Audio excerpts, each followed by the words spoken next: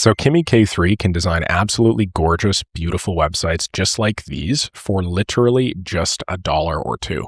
And in this video, I'm going to show you everything that you need to do in order to create these sorts of cinematic journey experiences and then host them on a website.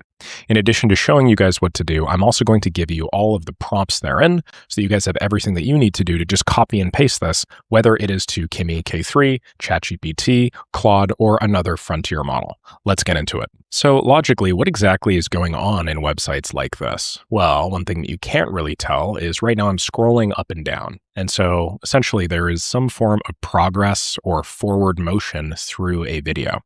Well, at its core, what we're doing is we are taking every frame in a video, we're turning them into different scenes, essentially, and then we're binding them to some sort of scroll animation such that when I scroll up, I go forward, and when I scroll down, I go back.